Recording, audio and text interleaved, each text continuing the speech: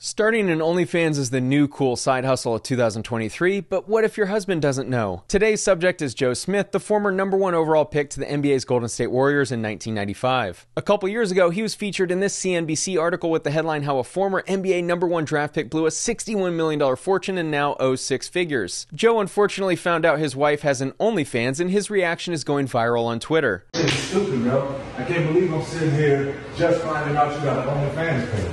The video had 33.6 million views within a day of being posted. I think this is every husband's nightmare. I'm telling you, bro, that's up. Wait, no, calm, but you're not gonna say f me, or that's f***ed up. It's not f***ed up. You recording me? What the fuck you doing?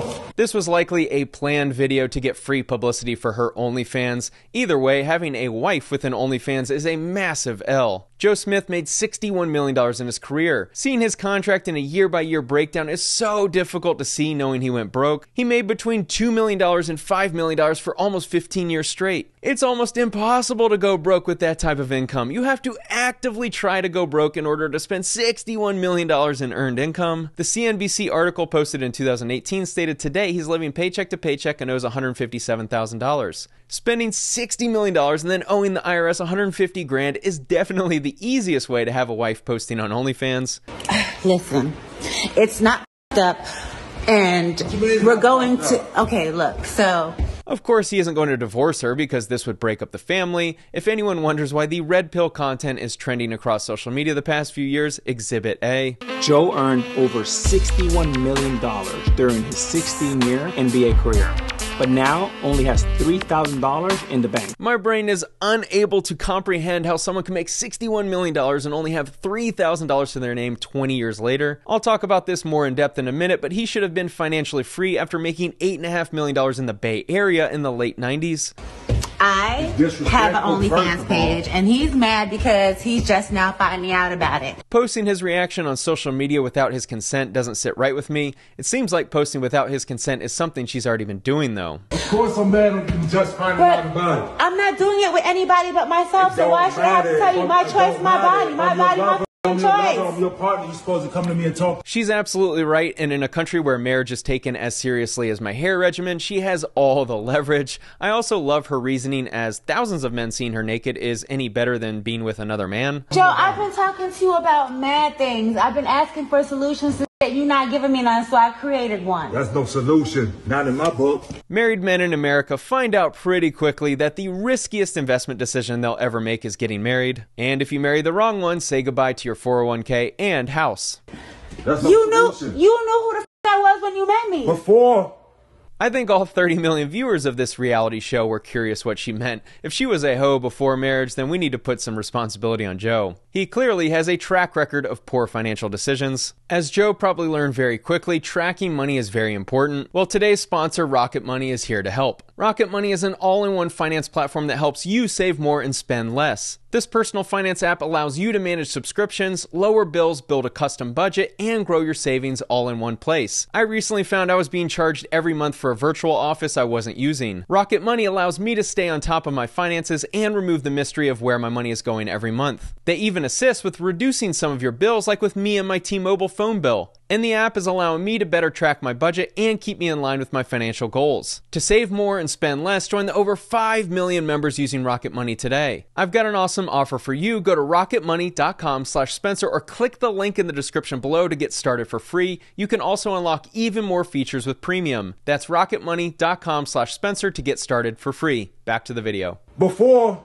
I knew that. thought that I would never have to go back to anything like this again. But unfortunately, that's not the case right now. After that, everything's supposed to change. Now I'm really curious what she was doing before. If she's getting an OnlyFans while living in a spacious, middle-class house and while being married, she must have been pretty wild before they got together. You're not in a good place, and you're continuing to do the same habits. Ironically, if he was fooling around with strippers and porn stars before this marriage, you could apply A-Rod's advice in the dating department. Everything did change. No. Poor Joe thought marriage would change her interest in letting the world see her naked, but it appears it has not. All divorce attorneys are typing a comment about the importance of prenups right now. No, obviously it hasn't. No, it had to. I had to do something. Hasn't. You stood out there showing your body. You stood out there doing stuff like this on camera.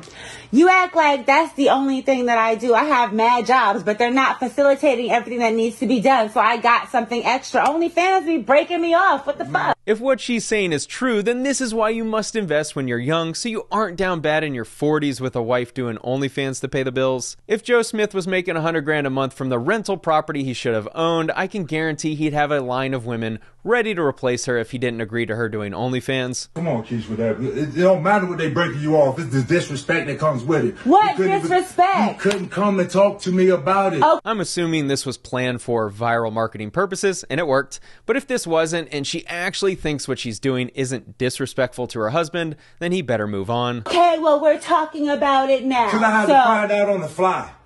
All right, then. But now, okay, No, so wait. I had to find out on the fly.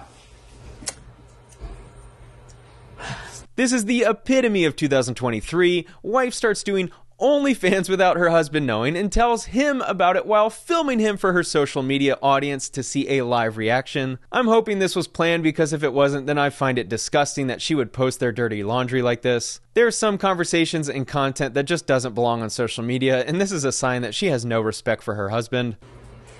So now you know. Yeah, now I know. Okay. And so? Whatever. I've been doing what I have to do, period. Like, that's bottom line. That's what it is. I found her LinkedIn profile. She appears to be a professional with her own career, which makes her claim that she needs to do OnlyFans slightly confusing. Jada's somewhere right now thinking, how can I top this? I think Jada Pinkett starting an OnlyFans with a Tupac hologram would break the internet at this point. Unless I fully understand Joe's financial history and what went wrong. Alex Rodriguez apparently helped Joe get back on his feet and set him up with a financial plan for making more money. It did not include an OnlyFans when this article was written, though. At the time Rodriguez intervened, Smith and his fiancée, Keisha Chavez, were bringing home a combined $26,000 a year from various gigs, including Smith's private coaching lessons, but their lifestyle, which included a spacious home in the suburbs of Atlanta, cost them $133,000. One of the biggest problems athletes face is living a lavish lifestyle while making millions of dollars per year and then having to downsize when the playing days are over. The couple was living way beyond their means and as a result spiraling deeper and deeper into debt. It is so insane to me how someone can be in debt after making $61 million and somehow be spending $100,000 more per year than they make. I knew it was a big hole, but I didn't know it was like that, says Smith. Just to see the numbers and see the breakdown just catches you off guard. How do we fail as a society this badly where someone feels the need and blows through $61 million on a lavish lifestyle and then doesn't even realize that he's spending $100,000 more every year than he makes? I'm starting to understand the wife's decision a little more now. They claim his net take-home pay was around $18 million over the entirety of his career, which I have an incredibly difficult time believing. Regardless, having $1 million net every year from 1995 to 2011 is plenty to have a massive retirement account by 2023. Every time he was traded and moved, he bought a place to live in his new city. Once I got traded, it was always tough to unload those homes, he tells Rodriguez. I was always losing money. This is what really annoyed me. If these guys had a competent advisor, they'd be set for life. Had he bought a median-priced house in every city he lived in with cash because he could easily afford it, he'd have a rental portfolio of 100, 200, 300 houses with a conservative cash flow of at least $50,000 a month. More on this in a minute. Plus, his car collection included a Corvette, Bentley, and 2 Range Rovers, among other luxury vehicles. Where was his advisor? If he had just waited a couple years to buy the cars and invested all of his money, he'd own all of these cars from his passive income and not have to worry about it at all. Let's look at the cities he played in. His first 3 years were in the lovely Bay Area. I found this chart representing the home price index for the Bay Area from 1996 to 2019. The Warriors played in Oakland until recently, so he would have lived in Oakland back in the late 90s. This is the first house on Zillow I clicked on.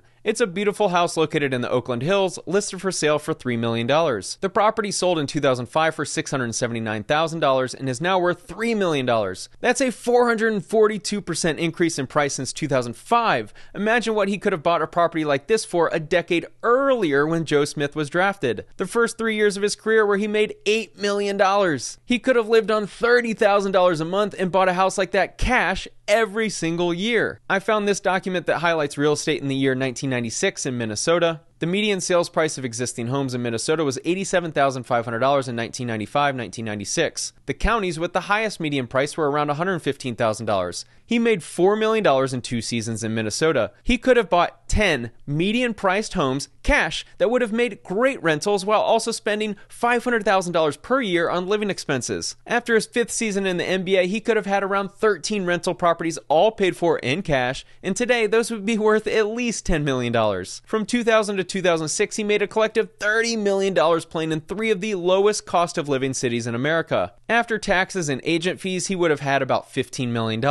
He could have spent $5 million living in Milwaukee and Detroit and still had a $10 million real estate portfolio paid for in cash, and that's on top of the portfolio he'd already have. When I see this quote, I'm dumbfounded by his decisions. These athletes just need to make one small change. Buy real estate at the city's median price point in cash and hold on to it as a rental property when you move. A lot of people think once you sign that contract, you're just an automatic millionaire. Yes, Joe, you are. When you sign an $8 million contract over 3 years, you're 99.99999% guaranteed to be a millionaire for life. All you have to do is not be an idiot with your money. Thanks to crazy spending, bad investments, and costly divorce, Joe's fortune was wiped out.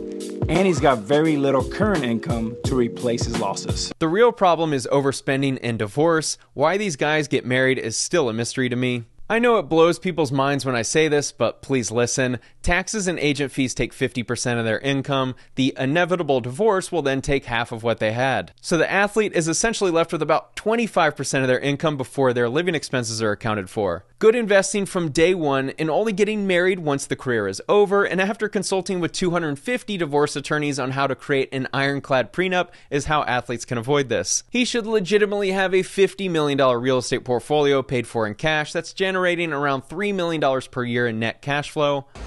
I have an OnlyFans page, and he's mad because he's just now finding out about it. This is a new low for retired athletes gone broke. Please invest when young so you can avoid this in your 40s. Thanks for watching.